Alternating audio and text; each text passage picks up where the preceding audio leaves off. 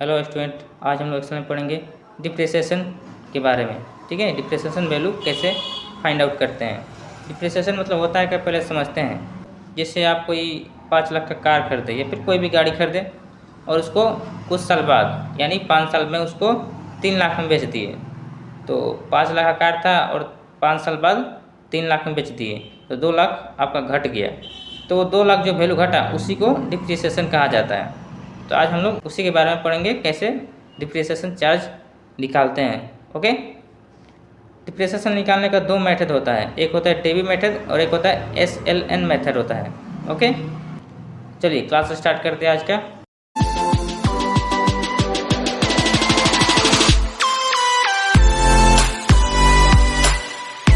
ये देखिए, find out depreciation value, ये मेरा फॉर्मेट तैयार है।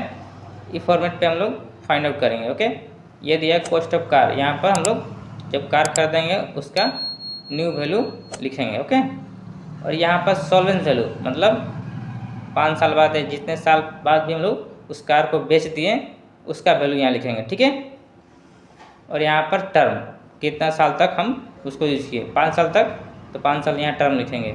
और यहाँ पर ईयर। ओके, और यहाँ पर dB method, decline balance method एक होता है डीबी, और एक होता है SLN method, straight line method होता है। ये दोनों मेथड का यूज करके हम लोग डिप्रिसिएशन वैल्यू निकालेंगे। ओके, आइए देखिए, कॉस्ट ऑफ कार में हम कोई वैल्यू डाल देते हैं, जैसे 5 लाख में डाल देते हैं। Okay, 5 lakh cost of car डाल दिए, और यहाँ पर सॉल्वेंस वैल्यू मतलब 5 साल बाद कितना में हम उसको सेल करेंगे उसका वैल्यू लिखेंगे। जैसे लिख दिया हम इसको 3 लाख। ओके, 3 लाख में हम उसको सेल कर दिए, 5 साल बाद उसका वैल्यू हो गया 3 लाख।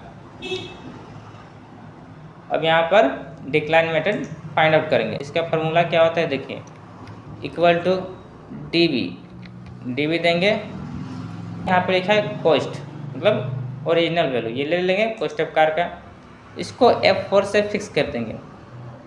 फिर कोमा सॉल्वेंस वैल्यू, तो सॉल्वेंस वैल्यू ले लेंगे, इसको भी F4 से फिक्स कर देंगे। ओके, फिर कोमा देकर लाइफ 5 साल तक, तो 5 साल को सिलेक्ट करेंगे, इसको भी फिक्स कर देंगे F4 से।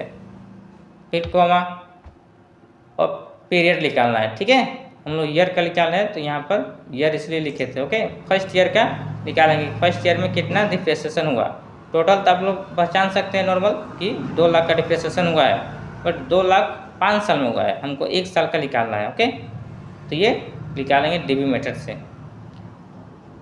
और इसको फिक्स नहीं करना है।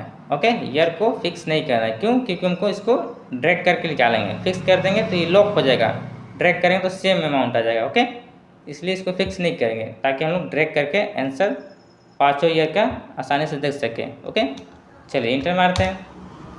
ये पहला ईयर का वैल्यू निकल गया। ओके, इसको ड्रैग कर देते हैं। पहला ईयर में 48,500 डिप्रिसिएशन था, दूसरे ईयर में 43,795 था। ये टोटल वैल्यू दिया है 5 साल तक का, धीरे धीरे घटता गया है। ओके, इस तरह से ये डेबी मेथड निकलता है।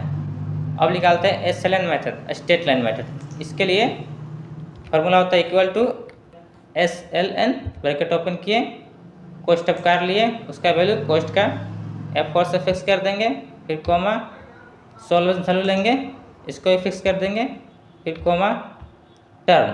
ठीक है, मतलब लाइफ उसका लेंगे 5 साल। ओके, फिक्स कर दिए, इंटर मार देंगे और इसको ड्रैग कर देंगे।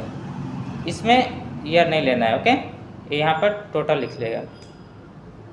ये SLN मेथड हो गया, मतलब टोटल में सेम आता है। डिक्लाइन में क्या होता है कि वो कुछ इंक्रीज कर देता है अमाउंट डिप्रिसिएशन। ओके, और SLN मेथड में सेम होता है, ये नहीं बढ़ता है। अब देखिए टोटल, इसको जोड़ के दिखाते हैं। यहाँ पर और इक्वल टू करते हैं, यहाँ पर टोटल अमाउंट दोनों का जोड़ दिया है, डीबी मेथड और SLN मेथड का। तो इसका 2 लाख एक्यूरेट आ गया, बट डीबी मेथड का थोड़ा कम आ गया। देख रहे हैं, तो इसमें कभी घट भी सकता है और कभी बढ़ भी सकता है, और SLN मेथड में हमेशा एक्यूरेट होता है जितना रहता है। तो इस तरह से डिप्रिसिएशन वैल्यू निकालते हैं डीबी मेथड और SLN मेथड का यूज़ करके। ओके, आई होप आप लोग को समझ में आ गई होगी।